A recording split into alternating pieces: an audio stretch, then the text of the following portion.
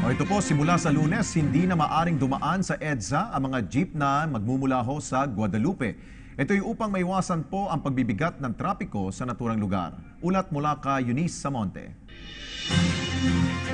Simula sa Lunes, February 13, ipagbabawal na ang mga tinaguriang hari ng kalsada o mga jeepney mula Guadalupe na lumabas sa kahabaan ng EDSA. Ito ay parte pa rin ng mga maliliit na solusyon ng Metropolitan Manila Development Authority o MMDA sa pakikipagtulungan sa mga local government units upang kahit papano ay maibsan ang lumalalang trapiko ng EDSA sa pamamagitan ng pagpapaluwag ng mga secondary roads gaya ng dito sa Guadalupe. 24 oras na rin ipagbabawal ang mga vendors at lalong-lalo na ang mga sasakyang iligal na nakaparada sa kahabaan ng Magsaysay Street, P. Burgos Street at P. Victor Street.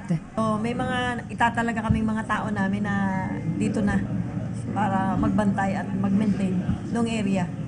Kaya naman matapos na matagumpay na kasunduan sa pagitan ng Barangay Loyola Heights, Quezon City, ay nagpulong na rin ang MMDA kasama mga kinatawan ng Barangay Guadalupe patungkol sa mga direktibang ipapatupad sa kanilang mga nasasakupan. Kabilang nga dyan ang paglalagay ng mga road at traffic signs na nagsasabing bawal na lumabas sa EDSA ang mga jeep mula sa Guadalupe na karaniwang may biyaheng Gate 3 housing, AFP housing at Ginto. Isa kasi ang mga pampasaherong jeep na sinasabing nakakapagpasikip ng daanan dahil sa di makontrol na pagbaba at pagsakay ng mga pasahero.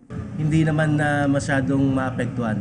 Yung paglabas lang papuntang Cloverleaf, may mga designated terminals po yan. Mahigit 100 MMDA personnel na rin ang binubuo ng Sidewalk Clearing Operations Group, Anti-Jaywalking Team at Anti-Illegal Parking Operations Group ang ipapakalat sa kahabaan ng Guadalupe. Ang mahuhuli na lalabag dito ay bibigyan ng ticket sa ilalim ng Disregarding Traffic Sign Violation na may multang 500 piso. Simula sa February 13 sa Lunes na po yung mga kaibigan ay ipagbabawal na ang ating mga kababayang nagtitinda dito sa bangketa. Dito yan sa kahabaan ng Barangay Nuevo, Guadalupe. Ito ay sinasabing parte pa rin ng MMDA sa mga solusyon nila para maibsan ang lumalalang trapiko sa EDSA. Sa katunayan, nagsimula na rin ang clearing operations ng MMDA sa mga illegal vendors at mga pasaway na mga sasakyan na nakaparada pa rin kahit bawal dito sa Manggahan Street papuntang Guada Mall. Pinagsabihan na rin ang mga vendors sa kahabaan ng P. Burgos Street papuntang P. Victor Street hanggang sa Guadalupe Cloverleaf. Kaya naman, ang ilan sa mga tindero dito sa Guadalupe ay dismayado sa panukalang ito na alisin sila sa kanilang hanap buhay. Kagaya ni Bong na mahigit 1 dekada na rin nakapwesto dito. Katarungan niya ma'am kasi wala naman talaga kaming magagawa dahil ito pag-aari ng gobyerno eh.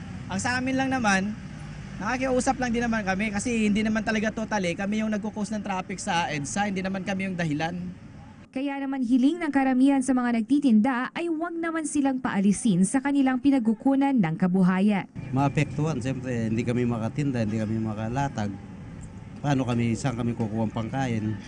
Sana naman maawa naman kayo, pagbigyan niyo naman kahit sa tagilid lang kami.